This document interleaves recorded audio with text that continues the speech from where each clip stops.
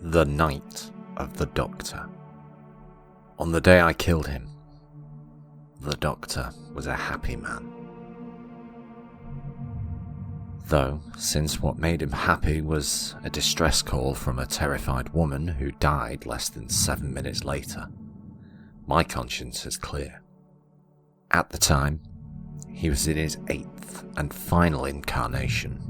My memory of his appearance is a little hazy, but I have a general impression of dark hair, urgent blue eyes, and a choice of clothing that was probably intended to be swashbuckling.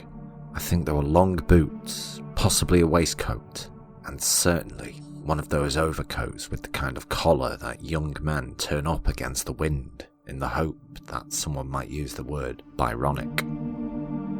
He wasn't young, of course. No one can be called young on the day of their death, when they are as old as they will ever be. But the voice echoing around the creaking wooden cathedral of the TARDIS console room was young enough, and more than adequately terrified. Hello? Please? Hello? Can anyone hear me? The ship is crashing. Please, is anyone there? Can anyone hear me? It should be remembered that this was the heart of the Time War. That endless, savage conflict between the Daleks and the Time Lords that threatened every moment of the time continuum. It is strange to reflect that the deadliest conflict history will ever know began between a race of traumatized mutants sealed into tiny battle tanks and an enclave of time-travelling academics who had sworn never to interfere in the affairs of the wider universe. However, the day came when the Time Lords of Gallifrey decided that the Dalek mutants posed a threat to all reality, and so attempted to use their time-travelling abilities to cancel them from existence. The attempt failed, and the Daleks used their own time-travel machines in a similar attempt to cancel out the Time Lords. And so time became a weapon in a war that could never end, and the conflict spread, not only through space, but backwards and forwards through history. Days became battle lines, and century turned on century. Divergent time streams found themselves fighting each other for the right to exist. It was said one soldier could die 1,000 times in one day of that war, and discover he'd never been born the next. And so, when the Doctor heard that cry for help, there would have been countless billions across the universe suffering in exactly the same way. But this young woman had an advantage over all the others who, in that same moment, were also screaming and begging for their lives. She happened to be in earshot of a man who mistook himself for a hero. The Doctor had always loved distress calls. They appealed to his vanity. He lived for the thrill of stepping through a door and seeing all those faces turn towards him in hope and wonder. The danger, too, was delicious. More than delicious. Over time, it had become necessary. Danger is the only true palliative for a guilty man. And certainly, the only drug strong enough for the Doctor. Setting aside his tea, it took him seconds to track the signal to a little gunship tumbling towards a red planet. There was one sign of life on board, and the engines were phasing. Clearly, there was no possibility of deflecting the ship's course, and a tractor beam would almost certainly shatter the hull, so a manual extraction was the only possibility. He would materialise on board, introduce himself as dramatically as possible, and get her into the TARDIS. She would be so happy and excited to see him. He wondered, briefly, how it would look if he took his teacup with him, but decided the risk of spillage was too great. Please, somebody help me. The fear in her voice would have broken any heart. The Doctor grinned. For the very last time, he slammed the levers, roared the engines, and sent the TARDIS spinning to the rescue. Although there was no one else to hear, he laughed and whooped. If anything sealed his fate, in that final hour of his existence, it was his laughter. I never wanted to hear that laugh again. The owner of the voice was a young woman called Cass Fermazzi. She was clever and brave and doomed.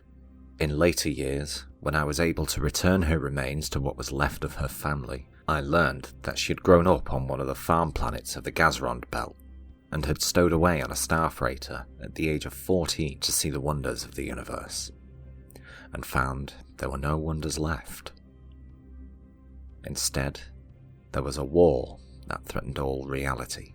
At first, she ran, but one day, helping an old soldier die in a crater full of mud snakes under a burning moon, she realized there was nowhere left to hide. The following morning, the kindly medtech who closed the soldier's eyes unclipped the bandolier from around the dead man's chest and gave it to Cass, perhaps mistaking her for a friend or relative.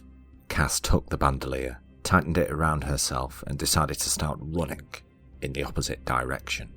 3 months later, she was crewing a gunship. 4 years later, she had survived the Nightmare Child, wept at the massacre of Skull Moon, and fought in the ruins of the Alterium.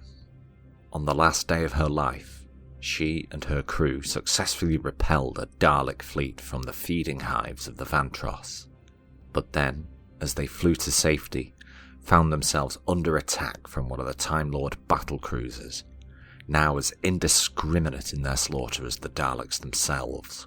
They were blasted from the stars for no better reason, Cass realised, than they were blocking the view of the retreating Daleks.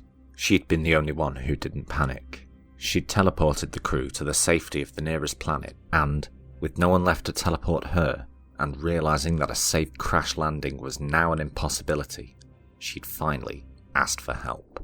"Help me, please, can anyone hear me? Help me!" She slammed the overheating console with both fists. "Please state the nature of your ailment or injury," said the medical computer. "I'm not injured, I'm crashing! I don't need a doctor!" Cass screamed. "A clear statement of your symptoms will help us provide the medical practitioner appropriate for your individual needs." A simulated face appeared on the screen and made an attempt at an encouraging smile, only marginally less comforting than the cratered surface of the planet now filling the viewplate. "I'm trying to send a distress call. Stop asking about doctors." It was the feed line that the hungriest ego in the universe could hardly be expected to resist. "I'm a doctor," came a voice behind her, "but probably not the one you were expecting." Cass spun round and saw a man who was making a particular point of leaning casually against a wall. 1,000 questions lit up in her head. He was already stepping forward to the console. "Where are the rest of the crew?" "Teleported off. But you're still here." His hands were now busy at the controls.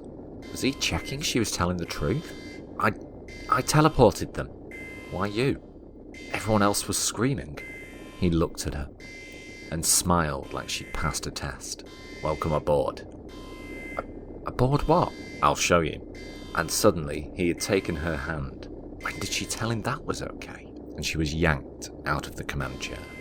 The ship howled and creaked, and the main corridor was twisting and flexing so it felt like running inside a thrashing snake. There was a harsh stink of molten metal, and she could feel the heat of the floor thumping against her boots. Her sleep pod was ablaze, and everything she'd ever owned had gone. "Where are we going?" she managed to ask. "Back of the ship." "Why?" "Because the front end crashes first. Think it through." A joke? Was he joking?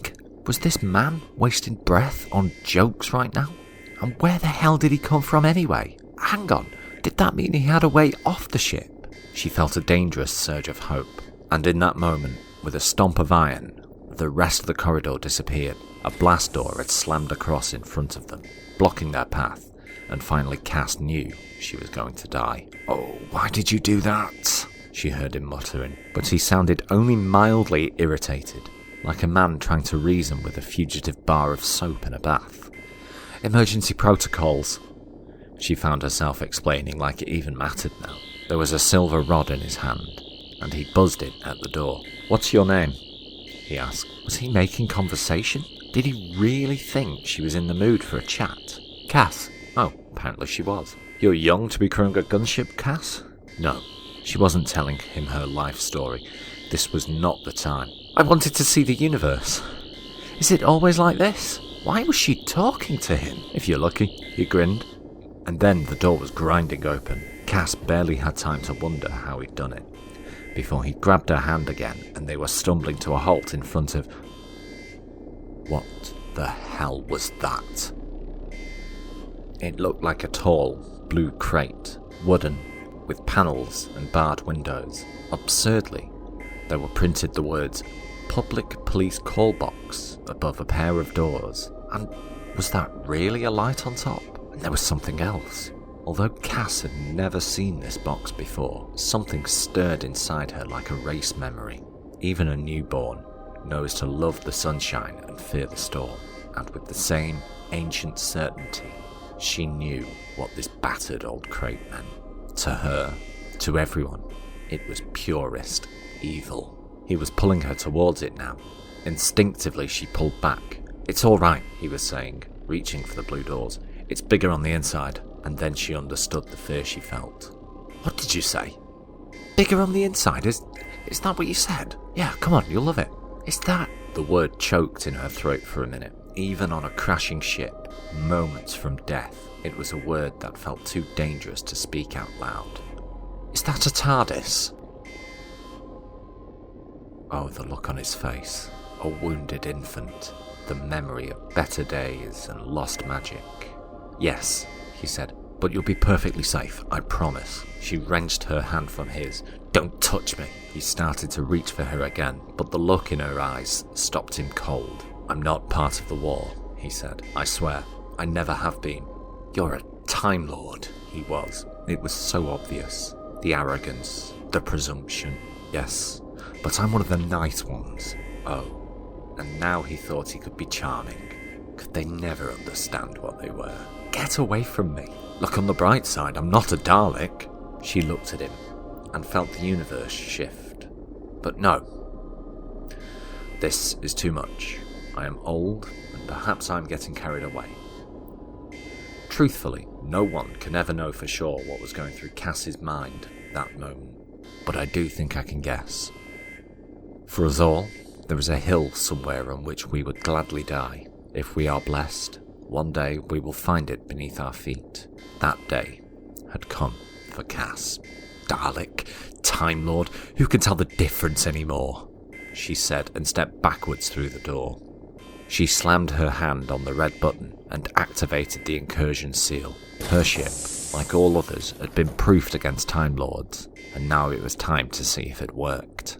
She watched him through the plexiglass panel, buzzing away with his silver rod. The door was shuddering, but it didn't open. "Cass! Cass!"